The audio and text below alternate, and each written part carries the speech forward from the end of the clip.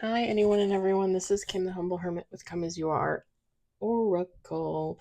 I'm going to do the Tarot Collective for today. Today is Wednesday.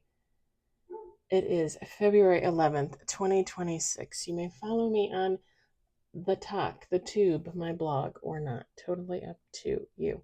Take what resonates, leave what doesn't. If it doesn't fit, don't make it fit. If some of it fits, God's kiss. We love that for you. Whatever doesn't, leave it on the table for someone else. You don't need to take on energy that wasn't meant for you. We're going to use Deck of the Undead by Hattie Thorne. You can find this at hattiethorne.com. She also has an Etsy shop. This is new, so you should be able to find it on there. And I must say, it's probably one of my favorite decks, one of my favorite new decks of hers. It's tarot, but it's also got a little bit of oracle on there, like if you need a little help, and I need help. All the help I can get. Oh man. We got one on the table.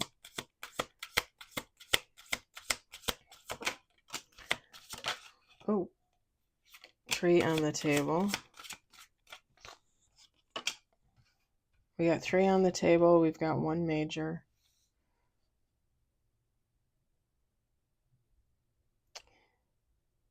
Something's ending. Something's ending. Or it did. Something ended.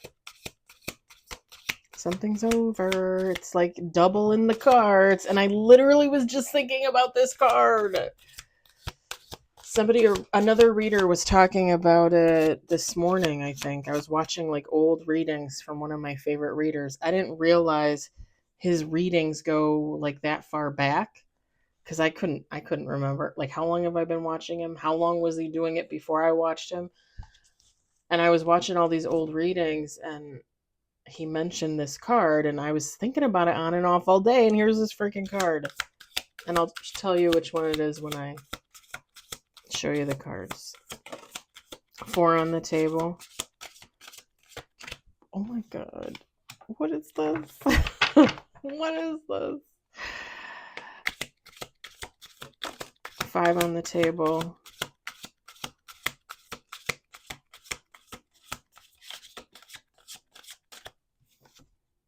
We got 5.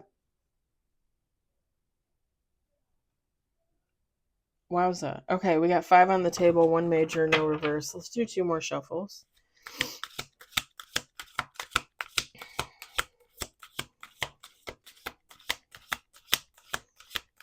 I think this is one of those decks where I literally am going to have to buy another copy because I love this. And I don't usually say that about tarot. I've been meaning to buy an intuitive intention oracle, which is tarot and oracle from Rob Berthelman, for like 2 years. I've been meaning to buy another copy. This one, I might literally have to do this tomorrow. One more shuffle. That might have been an extra shuffle. I don't know. Holy shit. 7 with bottom of the deck. What is that?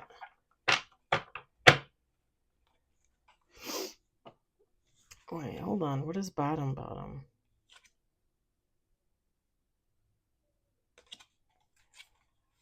That's so weird.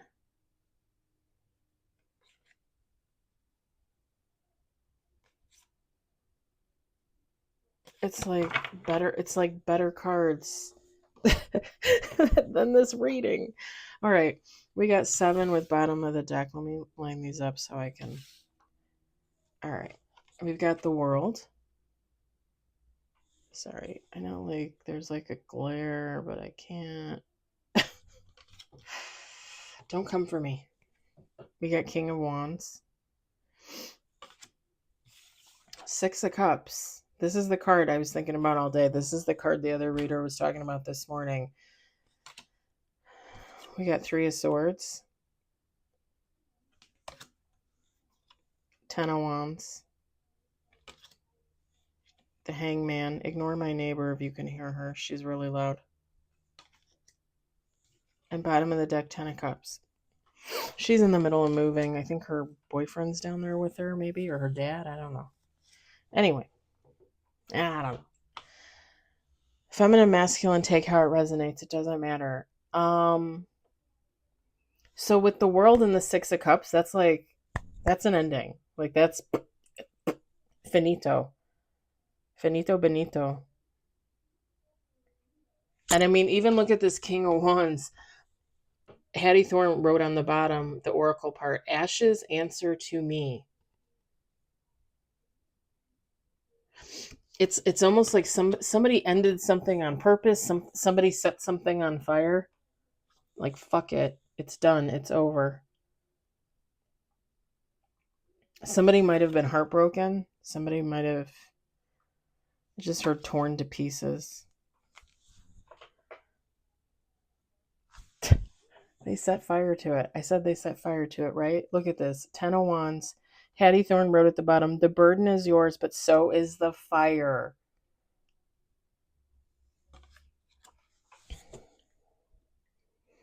The Hangman, Ten of Cups. Okay. I got this reading when I did the Crow Collective. If you haven't watched the Crow Collective, I posted it earlier on today. Go watch it, because this is similar. This might be the same exact situation, but in tarot. So listen, somebody set a connection on fire, a situation on fire. So whether this person, I'm just going to call him the King of Wands, whether this King of Wands, and it doesn't have to be a man, it could be a woman, it could be a they, it doesn't matter. This person set fire to a connection, set fire to a relationship, set fire to a situation. Take how it resonates for you, because it doesn't necessarily have to be a relationship, but it could be. Everybody's going to feel differently, right, towards the reading.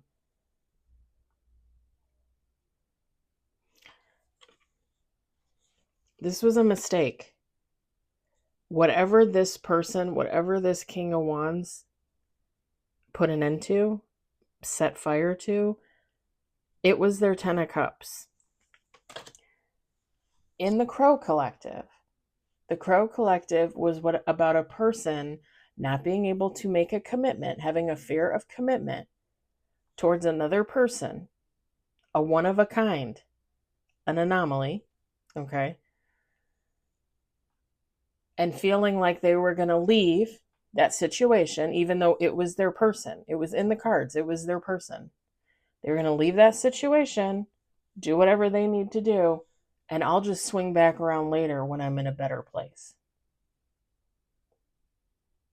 I'm not getting that aspect of it, but I am getting the aspect this King of Wands destroyed a relationship, destroyed a situation, connection. Doesn't matter. It could be work, right? It could be work. Ten of Cups doesn't have to be a relationship. It says happiness is how you remember it. It could be work. It literally could be a hobby. It could be, a relationship with a family member, a friend. It doesn't have to be love. It doesn't have to be a lover. But take how it resonates. Like, this King of Wands just totally blew up their life. Because here's the thing. Like I said, with the Ten of Cups, like, this was meant for somebody. He chose the fall. Look at the Hangman. He chose the fall, but not the landing she put on there. Like, he set fire to this relationship, this connection, this situation, and didn't realize that when he fell, the King of Wands, sorry, it's a King of Wands. I'm going to refer to it as a he. You take how it resonates. You take how it resonates. Doesn't matter. I love you for who you are. This King of Wands fell, but when they landed, they didn't land where they were supposed to land because they set fire to whatever this was. They let it go. They released it. They're like, no, I don't need you. Bye. Sayonara. They landed in the wrong spot. They didn't land in their 10 of cups. They set fire to that. They released it. The end of the world is just a new map. Some memories should stay buried. This person is going to have regret.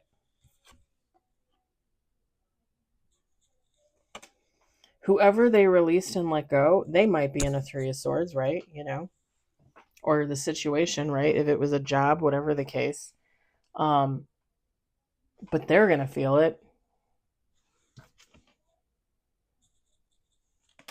Like they're going to carry that for a long time. Think about it. If this is, let's say this is a relationship, because that's easy, right? This is a soulmate, a divine counterpart, your person. And you literally are like, nope, not for me. I don't want them. And you do everything you can to sever that connection and make sure that person never wants you back and you don't want them back. And then when you wake up out of a stupor 10 days later, 10 weeks later, 10 months later, 10 years later, whatever the case, you wake up and you realize that where you are is not where you were supposed to be. And that thing that you set fire to,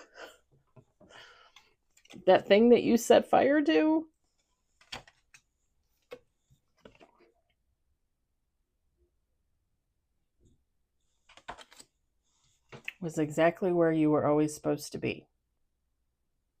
Can you imagine the regret? Look at this. Look at what they're carrying on their back. Can you imagine that? Freaking flaming wands. The burden is yours, but so is the fire. Can you believe that? I can't believe it. I think it's ridiculous. And why? Why? In the Crow Collective, there was, and this is just what I picked up on in the reading, there was a fear of inadequacy. Okay? This person didn't feel like they were good enough for the other person. And I think they were projecting, right? I think they were saying, oh, you're not good enough for me. But really on the inside, they're like, holy shit, like I'm not good enough for this person. I'm not good enough for collective. And it almost gave the thought that this person was going to leave and run away and get their shit together. And then I'll just swing back around when I'm better. So collective, the anomaly, right, in the other reading, like they're just supposed to wait. Like whoever you hurt is just supposed to wait. When you're ready for this? Because this has always been here.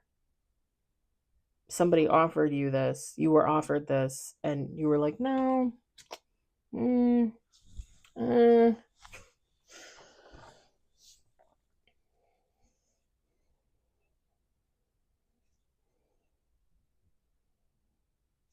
I'm just going to say this because this should be a given with any person for any situation.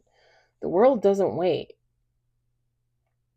You know, how many times have I had my heart broken? How long do you think I sat in that energy waiting? Not long. Not long. And by that I mean I'm not just going to literally, you know, I'm in love with somebody, right? And they're like, no, I'm not in love with you. And I feel like my heart is broken and they cut me off. They don't want to be a lover. They don't want to be a friend. They cut me off. I'm heartbroken. Am I just going to sit here for the next year staring at the wall? Because I've never been that person. Even if I have to carry my heartbreak with me as a shield, right? To ward off the next heartbreak, right? I'm still not sitting here doing nothing. 2023, I started my healing journey. I started watching tarot and studying tarot, got back into that. I started going to the beach and watching sunrises, which was very therapeutic for me, very healing. 2024, I started my YouTube channel. My TikTok went viral. I started writing my book. 2025, I continued to write my book. My YouTube channel picked up a little bit. My TikTok went even more viral.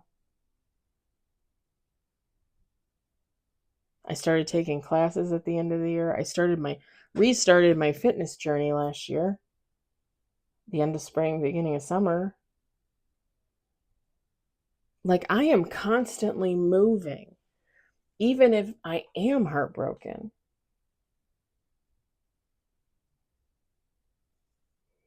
I don't just sit and wait around. The people that think that other people just sit and wait around for someone to come back around, they have to be bonkers. They have to be like completely out of it. Because, and I'm not saying that I've done the most, right? And I'm not saying that I've done the least. But even if you do less than I did in all those years, you're still moving. Like, you still done something, right? And the audacity of people to think that people are just going to wait around. I'm not getting that so much in this reading, but I definitely was getting it in the other reading. And these are so similar. Like, I would literally say this is like the same reading. It's like the same reading, except that was an oracle and this is in tarot. It's going to transfer a little bit different, slightly different, but very much mirroring the other reading. Seriously.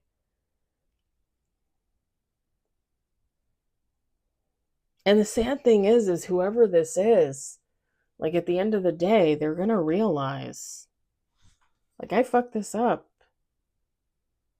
And I don't know if I can go back. And the thing is, it's not that they can't come back, right? Somebody can always come back. Knock on the door, send a text, shoot an email. But how are you going to be received, right? What's funny is when I was doing the Crow Collective too, I was talking to Crosswatcher. I don't ever talk. I can't. Have I ever talked to a Crosswatcher? I don't even ever mention Crosswatchers usually in my readings. I mean, if I did, it was so long ago I don't even remember. I don't ever mention it because I just figure that's a given. I just figure, people are watching for whatever reason. I mean, technically I watch Virgo and Aries readings, and even though they're in my birth chart, I'm not a Virgo, I'm not an Aries. Technically, I could be considered a cross watcher, right? So I just feel like that's always a given. But in that reading, I was addressing a cross watcher. Because who has the audacity to believe that they can just go off, do whatever the fuck they want to do, and come back around and somebody's going to be waiting? Waiting for what? For you to tell me you're magically healed and you're ready to go and you're ready to start this journey with me? Okay, great. Where were you 6 weeks ago, 6 months ago, 6 years ago? You know? And the thing is, like I just said, they can come in. They can come in.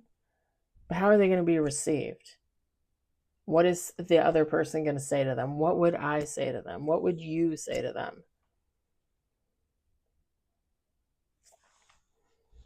And it's funny because I don't know how anybody else feels about this, but when I watch readings and other readers tell me, like, oh, they're coming back, they want to apologize, they want forgiveness, they're really sorry. Again, I watched a reading earlier. One of my favorite readers was like, oh, they're heartbroken, they really want to come back. Where are they?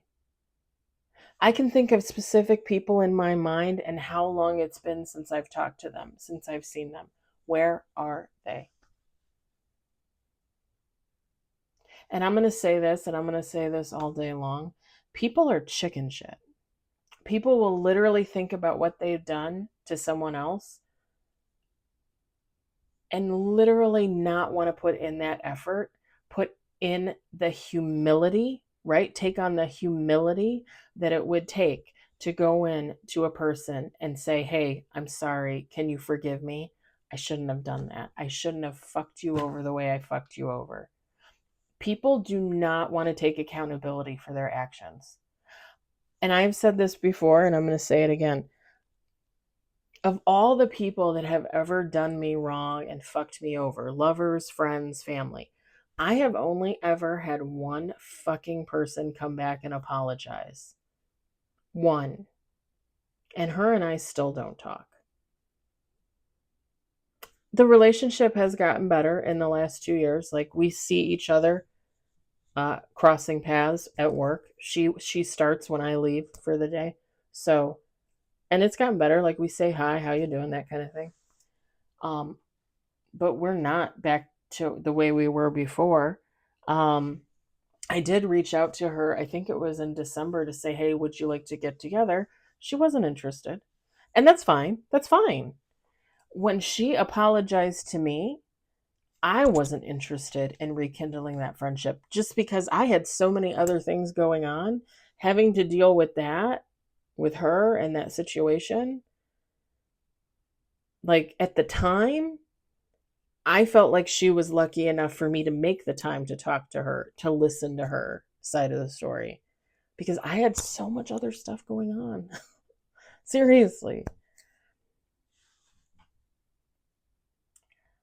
The only person that has ever apologized for fucking me over, a friend.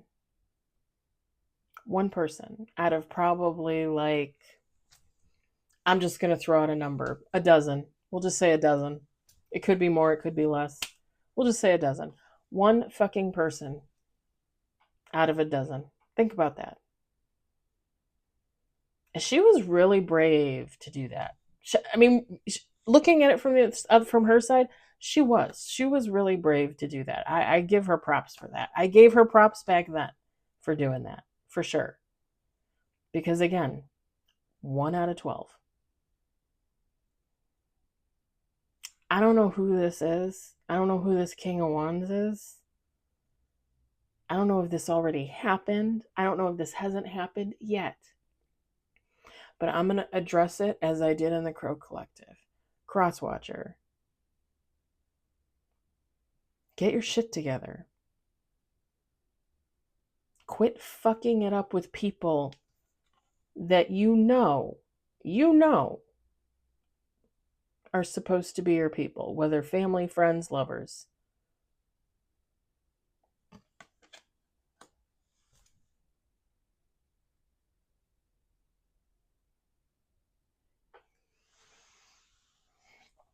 This is a lot to carry. It's a lot to carry. Even if you just carry it for a few years until you're finally able to reap that karma, pay atonement. I don't even know how you would say that, but that is a burden to carry.